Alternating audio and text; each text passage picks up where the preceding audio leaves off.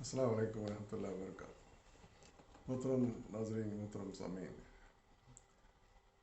جناب زوار حسین زیدی صاحب کا انٹرویو جو الطاف حسین صاحب نے لیا تھا لندن میں، بڑا اہم انٹرویو تھا۔ اس کا مطالعہ ہم کر رہے ہیں۔ وہ انہوں نے شائع کیا تھا اس انٹرویو کو اگست 97 کی اشاعت میں، تو اسی سے ماخوذ ہے یہ جو بھی میں بیان کر رہا ہوں۔ سماعت فرمائیے، آج اس کی دوسری قسط ہے۔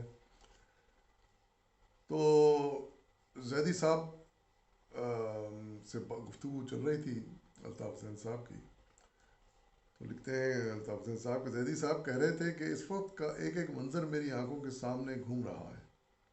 بلا شبہ وہ ایک تاریخ ساز عہد تھا جس میں جمہوری عمل اور انتخابات کے ذریعے پاکستان وجود میں آیا تھا۔ میں نے اسے بنتے دیکھا اور ایک استاد کی حیثیت سے اس کی تعمیر میں حصہ لیا تھا۔ انہوں نے لاہور آنے کی اپنی داستان سناتے ہوئے کہا، میں جولائی 48 میں پاکستان آیا، کچھ وقت کراچی میں گزارا اور پھر لاہور چلا آیا۔ یہاں ایف سی کالج میں لیکچررشپ مل گئی۔ وہ مشنری ادارہ تھا جس میں مسلمان طلباء کو لازمی طور پر بائبل پڑھائی جاتی تھی۔ مجھے وہاں تاریخ پڑھاتے ہوئے 4-5 سال ہی ہوئے تھے کہ ایک نازک مسئلہ اٹھ کھڑا ہوا۔ کالج کے ہال میں صرف انگریزی اور عیسائی شخصیتوں کی تصویریں آویزاں تھیں، کیونکہ عیسائی مشنری اسکول تھا وہ۔ کالج کے مسلم اساتذہ کے اندر یہ احساس پیدا ہوا کہ یہاں بانی پاکستان محمد علی جناح کی تصویر ہونی چاہیے۔ پاکستان بن چکا تھا، ظاہر ہے کہ ضروری تھا کہ بانی پاکستان کی تصویر لگائی جائے۔ طلبہ یونین کے نمائندوں نے اسے ایک مطالبے کی شکل دے دی۔ پرنسپل یونگ اس پر بڑے بھنائے، مگر جوشیلے نوجوان قائد اعظم کا ایک بڑا پورٹریٹ لے آئے۔ میں بھی اس تحریک میں پیش تھا۔ پرنسپل صاحب نے پوچھا، اسے کہاں لگاؤں؟ میں نے کہا، یہ بانی پاکستان کا پورٹریٹ ہے، اسے مرکزی مقام پر ہونا چاہیے۔ چنانچہ طلباء یونین کے صدر نے مرکزی مقام پر سب سے اوپر قائد اعظم کا پورٹریٹ آویزاں کر دیا۔ اس سے اندازہ ہوتا ہے کہ کیا جذبہ تھا اس وقت پاکستانیوں میں اپنے لیڈر، اپنے بانی حضرت قائد اعظم کے لیے، اور کتنے وہ پرجوش تھے۔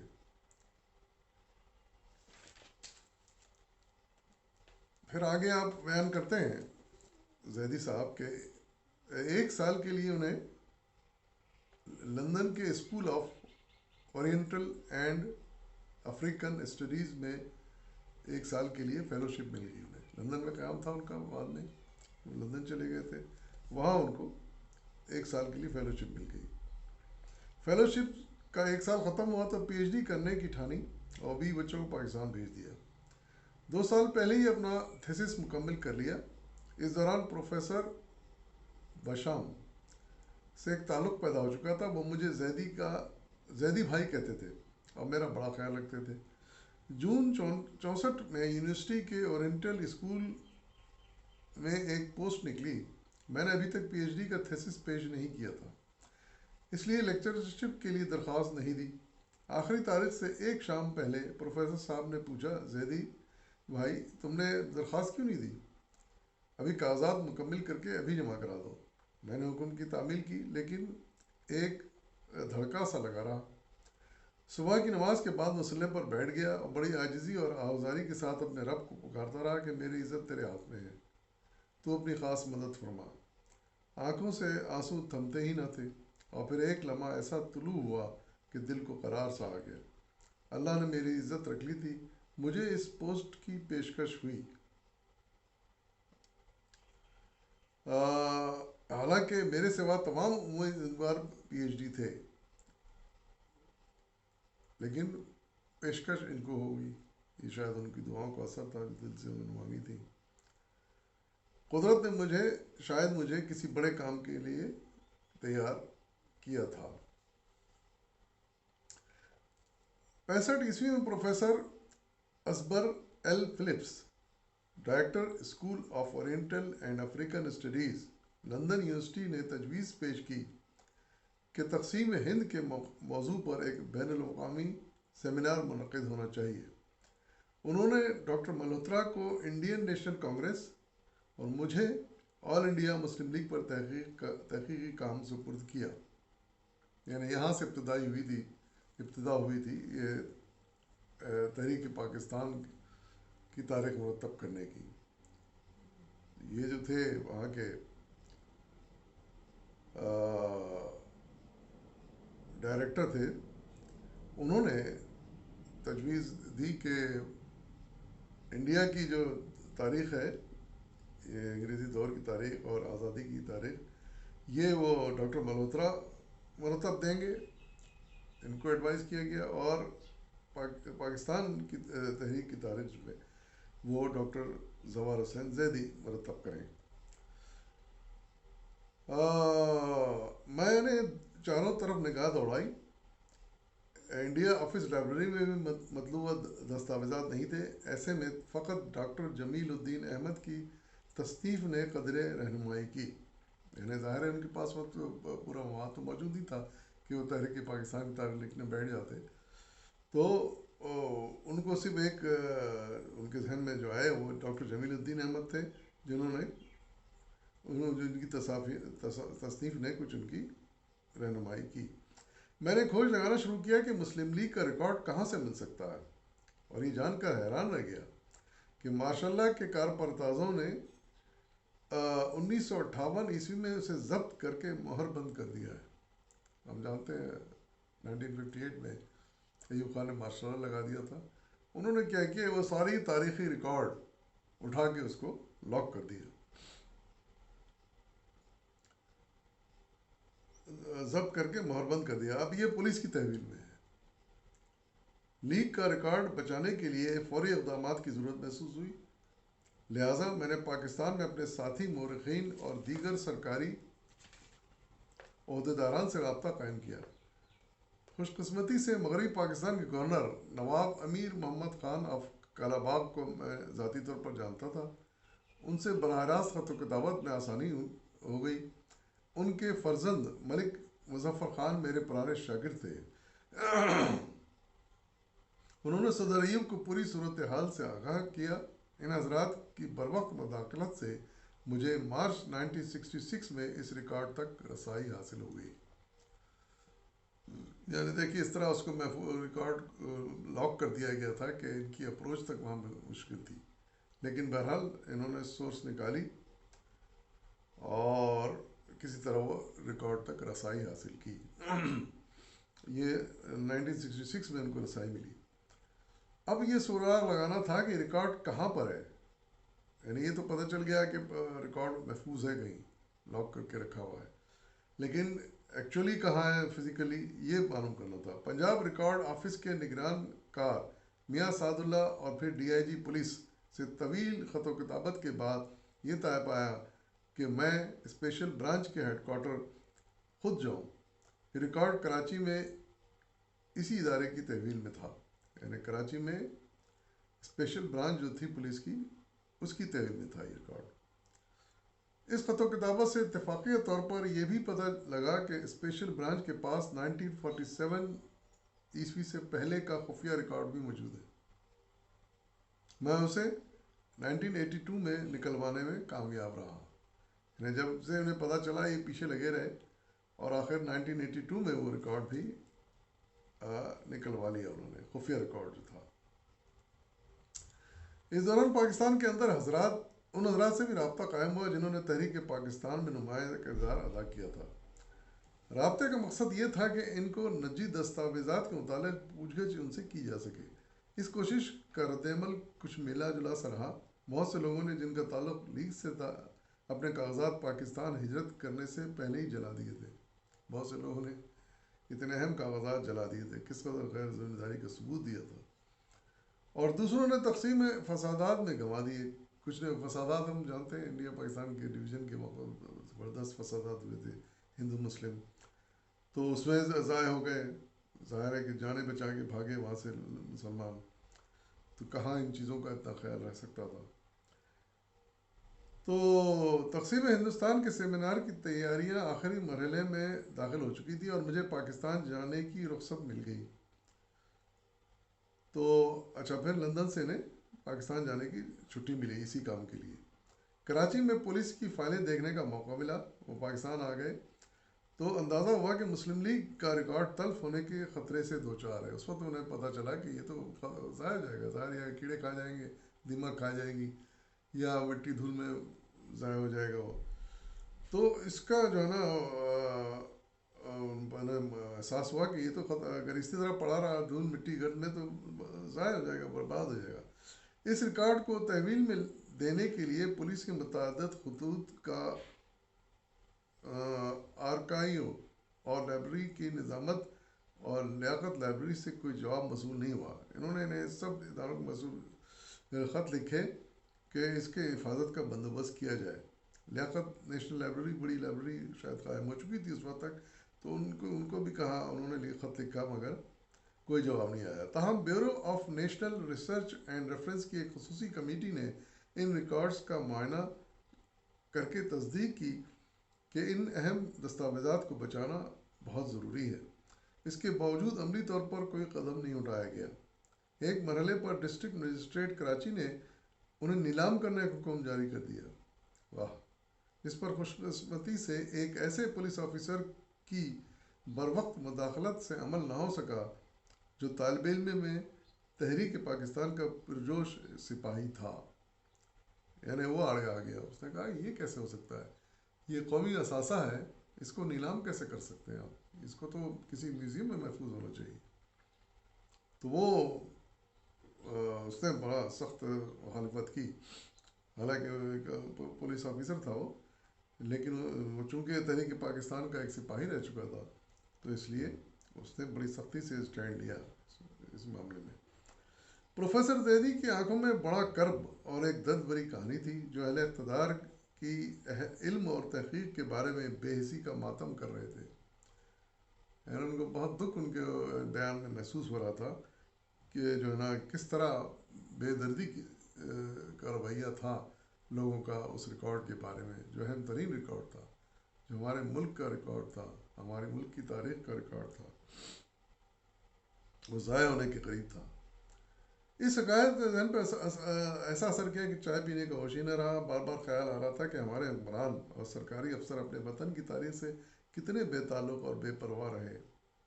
انہیں غالباً احساس ہی نہ تھا کہ تاریخ کے بغیر قوم ذہنی طور پر نشوونما نہیں پا سکتی اور اندھیروں میں گم ہو جاتی ہے. حقیقت ہے اگر ہماری تاریخ نہ ہو، ہمیں پتہ نہ ہو کہ ہم نے کیا کیا کیا ہے، کیا کیا مشکلات اٹھائی ہیں، کیا کیا قربانیاں دی ہیں، تو پھر آگے ہم اپنی قوم سے اور آنے والی نسلوں سے کیا توقع رکھ سکتے ہیں. تو ان کو بیدار کرنے کے لیے، ان کو ان کا جذبہ تازہ زندہ رکھنے کے لیے ضروری ہے کہ تاریخ محفوظ ہو اور قوم اس کا مطالعہ وقتاً فوقتاً کرتی رہے. پروفیسر صاحب نے میری بے قراری کا اندازہ لگاتے ہوئے اپنی بات جاری رکھی. ستمبر 1966 میں صدر ایوب خان سے میں نے اپنے قومی ورثے کے تحفظ کی ان الفاظ میں التجا کی. انہوں نے خط لکھا ایوب خان کو جو اس وقت صدر بن چکے تھے. ان کے الفاظ ہیں زیدی صاحب کے. انہوں نے لکھا اگر صورتحال یہی رہی تو ہماری برسوں کی غفلت اور سستی سے جو ناقابل تلافی نقصان پہنچے گا اس پر کف افسوس ملنے کے سوا ہم کچھ نہیں کر سکیں گے. جب تک اصل ماخذ کے مطالعے سے ہمیں اپنی کاوشوں اور کامرانیوں کا حال معلوم نہیں ہوگا اس وقت تک ہمارا تاریخ کا ادراک سطحی رہے گا. حالانکہ یہی شعور ہمارے لیے اپنی تقدیر سازی میں مددگار ثابت ہو سکتا ہے. مستقبل کا مورخ آپ کی معاونت نظر انداز تو نہیں کر سکتا، مگر اس کی یہ تلاش بے سود رہے گی کہ تاریخ کا خادم مواد جمع کرنے اور اسے محفوظ رکھنے کے لیے حکومت نے کون سے اقدامات کیے ہیں. انہوں نے دوسروں میں الفاظ میں یاددہ نہیں کرائی کہ اگر آپ نے اس کے لیے کچھ اقدام نہیں کیا تو پھر تاریخ آپ کو آپ کے بارے میں بڑی غلط رائے قائم کرے گی. اب سوال یہ تھا کہ اگر ریکارڈ واپس کر دیا گیا تو اسے رکھا کہاں جائے گا. میں نے اپنے دوستوں پروفیسر ریاض الاسلام اور پروفیسر ایم ایچ صدیقی کے ہمراہ کراچی یونیورسٹی کے وائس چانسلر اور مشہور تاریخ داں ڈاکٹر اشتیاق حسین قریشی سے رابطہ کیا. بہت مشہور شخصیت ہیں یہ بھی. یہ کراچی یونیورسٹی کے وائس چانسلر رہے اور بہترین وائس چانسلر رہے. بنیادیں انہوں نے مضبوط کی کراچی یونیورسٹی کی, معیار قائم کیا اس کا. ان کے بارے میں بھی انشاءاللہ کبھی مضمون نظر سے گزرا تو میں آپ کے سامنے پیش کروں گا. بروز ہفتہ 2 اکتوبر 1966 کو انہوں نے صدر مملکت سے مل کر فرمان حاصل کر لیا کہ ریکارڈ کراچی یونیورسٹی لائبریری کے لیے واگزار کر دیا جائے. صدر سے انہوں نے پرمیشن لے لی کہ ریکارڈ کراچی یونیورسٹی کو ملنا چاہیے, اس کی لائبریری کو. یہ موقع وقت ضائع کرنے کا نہیں تھا. اتوار کو دفاتر بند رہتے تھے اور اگلے دن پیر کو مسلم لیگ کے ایک یا دونوں دھڑے اس ریکارڈ پر ماضی کی طرح اپنی ملکیت جتانے کے لیے کھڑے ہو جائیں گے. اس زمانے میں مسلم لیگ کے دھڑے ہو چکے تھے, کنونشن مسلم لیگ, کونسل مسلم لیگ, اس طرح کے. تو امکان یہ تھا کہ اگر یہ پتہ چل گیا انہیں کہ کراچی یونیورسٹی میں ریکارڈ لایا جانے والا ہے تو کہیں وہ حق نہ جتانے بیٹھ جائیں گے مسلم لیگ ہم ہیں ہمیں دی جائے, وہ کہیں گے مسلم ہم ہیں ہمیں دیا جائے. یونیورسٹی کے لائبریرین ڈاکٹر مبید کی مدد سے ریکارڈ کی منتقلی کا کام ہفتے ہی کو 2:30 بجے دوپہر شروع ہوا اور رات کے 3 بجے تک لیگ کا ریکارڈ تہخانوں سے نکال کر 4 ٹرکوں پر یونیورسٹی پہنچا دیا گیا. اندازہ لگائیے ان کی جانفشانی کا, مسلسل جدوجہد کا اور احساس کا کہ کوئی وقت ضائع نہیں کیا. جیسے ہی صدر سے پرمیشن ملی کہ ہاں یہ کراچی لائبریری کا ریکارڈ منتقل ہونا چاہیے, آپ نے بلا تاخیر دن دیکھا نہ رات دیکھی اور وہ ریکارڈ یونیورسٹی پہنچا دیا وہاں سے نکال کے تہخانوں سے. اگلے 6 ماہ میں ان مزید دستاویزات کے حصول میں بھی کامیابی حاصل ہوئی جو تحریک آزادی کا مکمل جائزہ لینے کے لیے انتہائی اہمیت کے حامل ہیں. ان دستاویزات میں حسب ذیل افراد کے بھی کاغذات شامل ہیں. ان میں بڑے بڑے لیڈروں کے نام ہیں: سر علی امام, سر محمد یامین خان, مولانا ظفر احمد انصاری, محمد شریف توسی, ڈاکٹر فضل حسین قادری اور مجتبیٰ خان. دوسرے مجموعے کے مالکان مثلا عبدالرب نشتر, مرزا ابوالحسن اصفہانی اور ہارون خاندان سے بھی رابطہ کیا گیا اور ان میں سے 2 مجموعے تحریک آزادی کے آرکائیو کی زینت بنے, آرکائیولوجی کے ڈپارٹمنٹ کی زینت بنے. یہ جان کر اطمینان محسوس ہوتا ہے کہ مسلم لیگ کے بوسیدہ اور بھولے ہوئے ریکارڈ کو بچانے کے لیے میری کوششوں کو ڈاکٹر اشتیاق حسین قریشی نے سراہا اور اس کا ذکر پروفیسر فلپس سے ان کے ان الفاظ میں کیا. ڈاکٹر اشتیاق حسین نے پروفیسر فلپس سے زوار حسین زیدی صاحب کی تعریف کی کوششوں کی. انہوں نے کہا, ان کے الفاظ ہیں ڈاکٹر اشتیاق حسین قریشی کے, کہ پروفیسر زیدی نے واقعی ایک تاریخ ساز کام کیا ہے. یہ ان کی مسلسل اور انتھک کوششوں کا نتیجہ ہے کہ آل انڈیا مسلم لیگ اور پاکستان مسلم لیگ کا قیمتی ریکارڈ کراچی یونیورسٹی کو مل گیا. ڈاکٹر زیدی نے اس مختصر عرصے میں جو کام سر انجام دیا وہ حیران کن ہے. پروفیسر زیدی اپنی دھن میں آگے بڑھتے جا رہے تھے. پھر اس طرف انٹرویو کی طرف آگے واپس ان کا بیان بھی شروع ہو گیا زیدی صاحب کا. وہ کہنے لگے کہ افراد کے نزدیک کاغذات پرائیویٹ کلیکشن جمع کرنے کا نہایت مفید کام بھی پر لطف اور تسلی بخش انداز میں ہو گیا. ہوا یوں کہ پروفیسر ایم ایچ صدیقی نے ایک بزرگ مگر دلچسپ شخصیت کے پاس ایک غیر متوقع خزانہ دریافت کر لیا. یہ بزرگ سید شمس الحسن تھے. جو 1912 میں مسلم لیگ میں شامل ہوئے اور اسسٹنٹ سیکریٹری کے عہدے تک پہنچ گئے. مسلم لیگ کے سیکریٹری سر یعقوب حسن نے 1936 میں ان کے بارے میں کہا تھا کہ ماں کی طرح لیگ کا خیال رکھتے ہیں. واہ سبحان اللہ. تو مامتا کے اسی جذبے کے تحت انہوں نے قائد اعظم کی ذاتی دستاویزات کے 8 بڑے صندوقوں اور ان کتابوں کی بڑی حفاظت کی جو قائد اعظم نے کراچی پہنچانے کے لیے ان کے سپرد کیے تھے. قائد اعظم نے خود ان کے حوالے کیے تھے 8 صندوق کتابوں سے اور دستاویزات سے بھرے ہوئے جو انہوں نے پہنچائے. مجھے قائد اعظم کا یہ عظیم ترکہ دکھایا گیا جو کمرے میں محفوظ تھا اور اس کی اجازت بھی مل گئی کہ 1966 میں اور 68 اور 69 کے درمیانی عرصے میں ان کے بیٹے خالد حسن کی مدد سے ان دستاویزات کی ترتیب اور تدوین کروں۔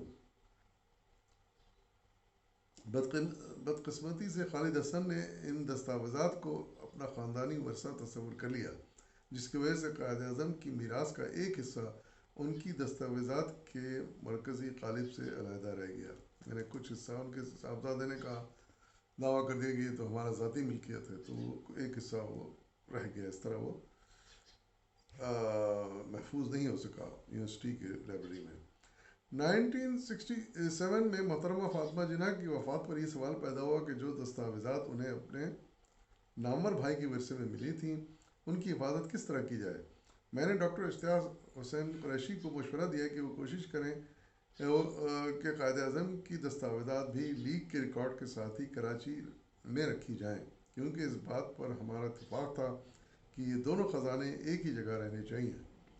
ڈاکٹر قریشی نے صدر ایوب خان کو بھی اس جانب مائل پایا۔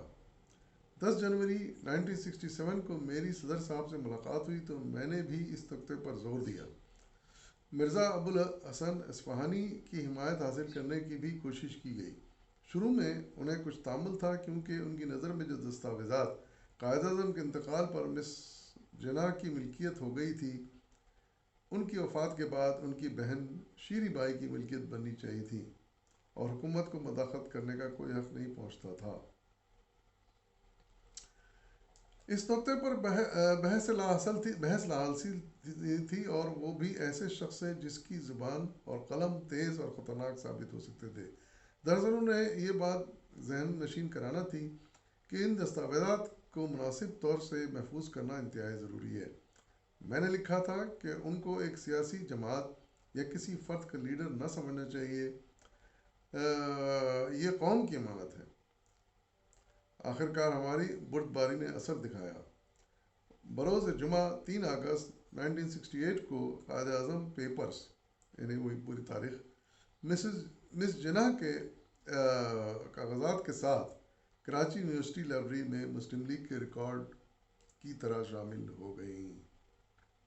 آخرکار وہ ذاتی دستاویزات وغیرہ بھی جو تھے، جو مس جناح کی ملکیت تھیں، محترمہ فاطمہ جناح یعنی، تو وہ بھی حاصل ہو گئیں، اور ان کو بھی کراچی کی یونیورسٹی کی لائبریری میں شامل کر لیا گیا۔